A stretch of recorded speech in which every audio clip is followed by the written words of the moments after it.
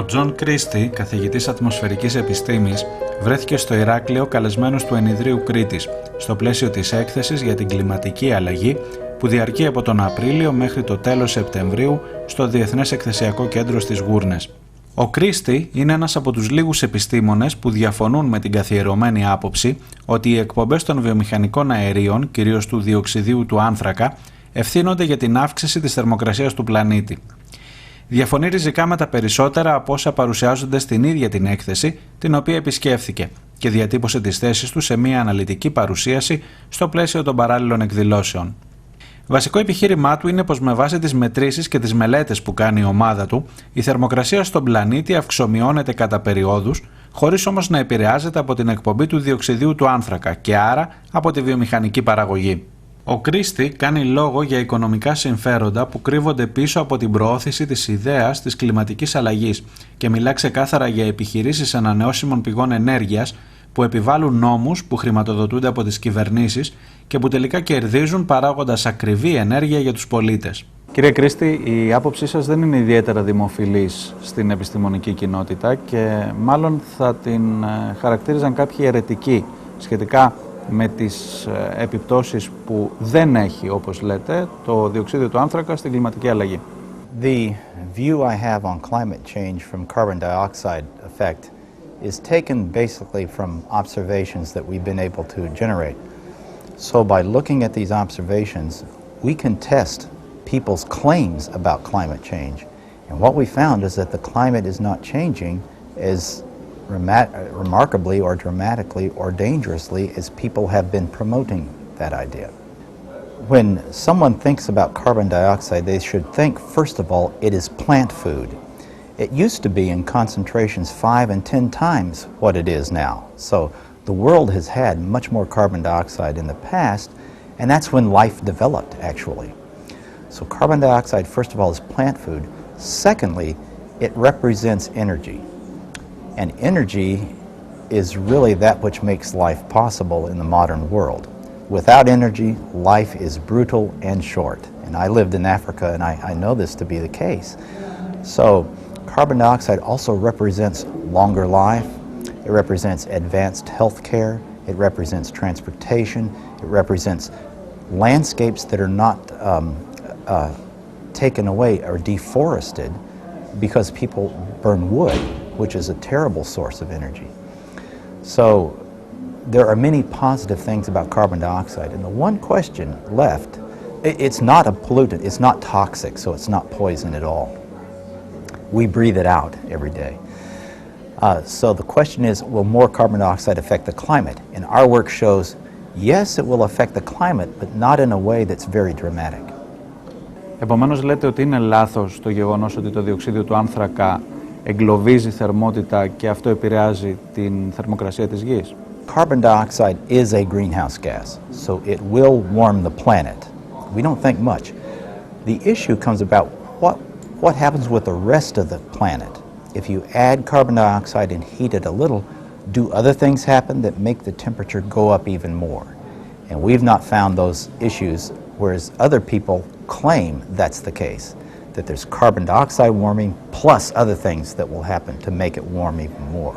Πάντως οι εκτιμήσεις για τις επιπτώσεις του διοξιδίου του άνθρακα αποτελούν βασική θέση του IPCC, του Διακυβερνητικού Πάνελ για την Κλιματική Αλλαγή, ενός οργάνου στην ηγεσία του οποίου βρέθηκε και ο ίδιος ο Τζον Κρίστη.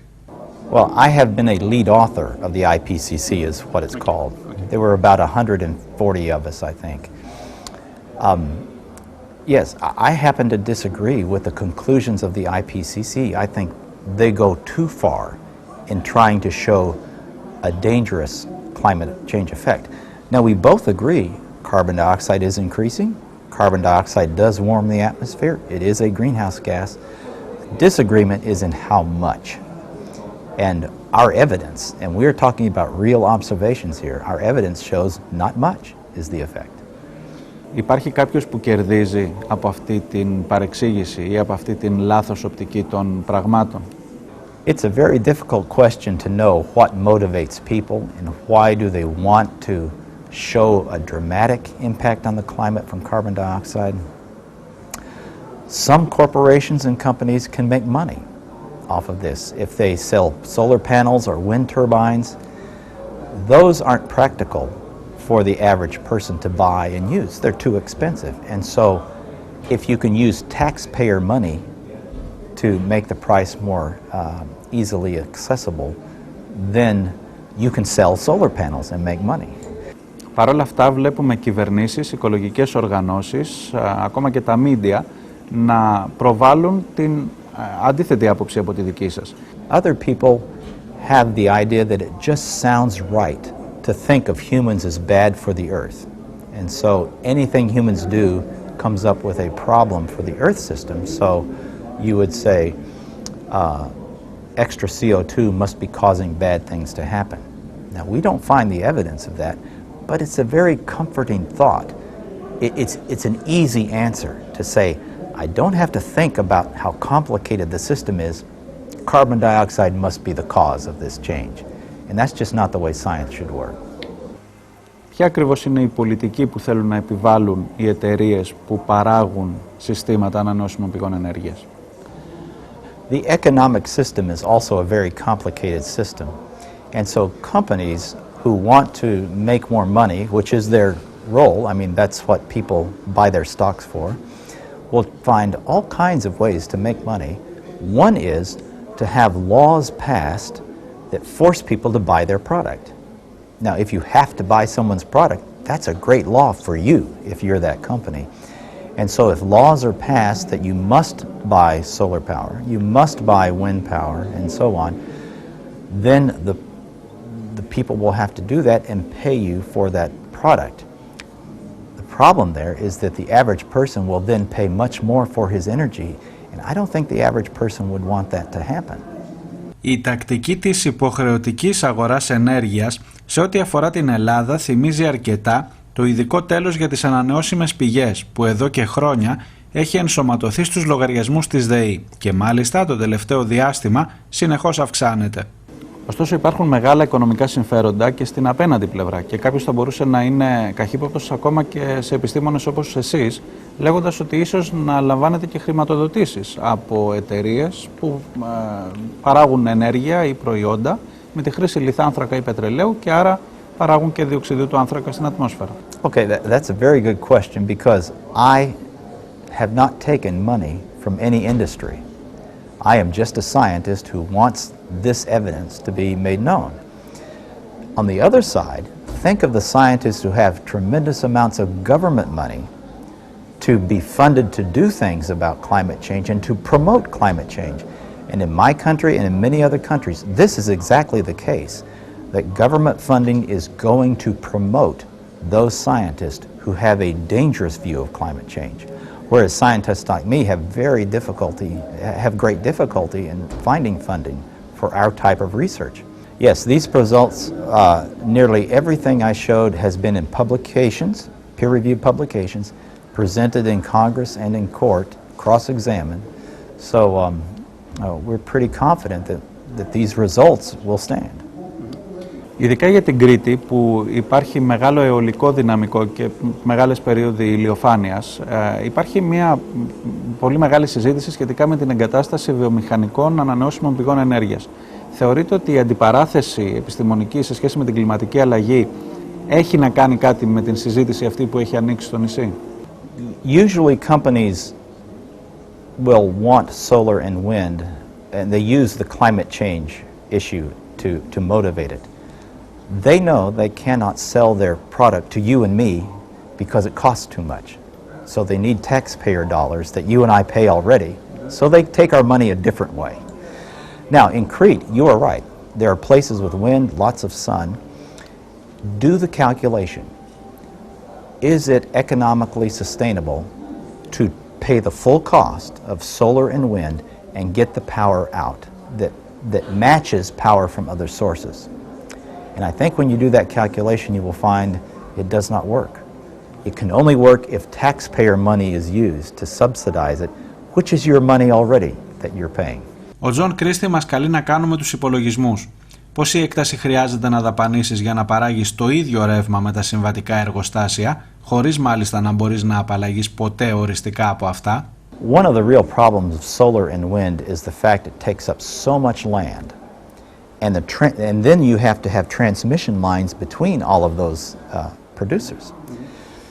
I happen to think windmills and solar panels are not beautiful. I would rather see trees and grassland and natural settings. So to me, seeing solar panels and windmills disturbs the environment just from looking at it. And then it also changes the character of the surface to have all that equipment. But it really does boil down to do the mathematics. How much does it really cost? And how much do you really get in terms of power? And let the people decide if they want to pay extra or not. Εδώ στην Κρήτη υπάρχουν 3 εργοστάσια που παράγουν ηλεκτρική ενέργεια καίγοντας πετρέλαιο. Θα σας έλεγα ότι για τους Κρητικούς είναι μάλλον ένα όνειρο να κλείσουν τα εργοστάσια αυτά και να έχουμε παραγωγή ενέργειας από ανανεώσιμες πηγές. Θα ήταν για εσάς ένας στόχος θεμιτός αυτός? Right now, carbon provides evidently most of the electricity of Crete. It does so because you can afford it. Think about what happens when you go to solar and wind. You have to have backup power when the sun does not shine and when it is not windy. So already you have to have another source that's based on carbon anyway. So it is probably cheaper just to avoid the solar and wind and go to that. Now, there may be places that if you do the math, it is beneficial to use solar and wind. And so I would not want to say don't do any solar and wind, but sit down and do the mathematics, do the economics, and see what really is beneficial for the people. Ποιο είναι το ιδανικό μείγμα? Πόση από κάθε είδους ενέργεια θα πρέπει να χρησιμοποιούμε? Right now, the best mix is dominantly carbon. I mean, the marketplace has said carbon is the best source right now. You don't have too much water on Crete, so hydroelectric power will probably not be a big source, but that's good. In the future, there will be small nuclear plants that may be the best choice in the future. And not because they don't emit CO2, but because they will be affordable. And they take up very small land areas. You can't even see them. You can bury them in the ground and not even see them. It is dangerous. I'm afraid of nuclear power. Yeah, many people are afraid, but when you look at how many people have died in coal mines, in oil accidents, versus nuclear power, it's virtually none. So nuclear power is actually the safest power of any of the sources. It's very expensive to start nuclear power, but very cheap after that. Από αυτό που λέτε θα μπορούσα να υποπτευθώ ότι χρηματοδοτήσετε ενδεχομένως από κάποιο λόμπι πυρηνικής ενέργειας. There could be, but they don't talk to me. I mean, I am a scientist. These industries like nuclear power don't. But that's a good point, is nuclear power wants global warming to be a terrible issue. Do they want? Oh yes, because they don't have emissions. So nuclear power wants carbon dioxide to be a bad thing. So they would be against what I would be saying. So you think the best mix is something, a bit of 3 methods? Yeah, I think over time what you will see is going from coal to natural gas, because natural gas has more hydrogen than carbon, so you get a lot more energy there with less carbon dioxide. Plus, there are tremendous sources of natural gas everywhere. Greece probably has a lot. And then moving to things like nuclear power, I can't predict everything, but I think you will see this progression of energy in that direction. Είναι τελικά όλη αυτή η φιλολογία περί κλιματικής αλλαγής ένα μεγάλο και βολικό ψέμα? Η ομάδα του Κρίστη είναι σαφώς μειοψηφία στον επιστημονικό κόσμο. Επιστήμονες, φορείς, κυβερνήσεις, μέσα ενημέρωσης κρούν συνεχώς τον κόδωνα του κινδύνου για τα επερχόμενα δεινά από την αύξηση των ρήπων στην ατμόσφαιρα. Στο τέλος της συνέντευξης τον ρωτήσαμε αν βρίσκει κάτι σωστό στην έκθεση από την οποία προσκλήθηκε. Αν όλα αυτά τα εκθέματα λένε ένα μεγάλο ψέμα στους επισκέπτες του ενιδρίου. This exhibition here is from the New York City Museum of History, and they have a particular view about climate change. That is one view.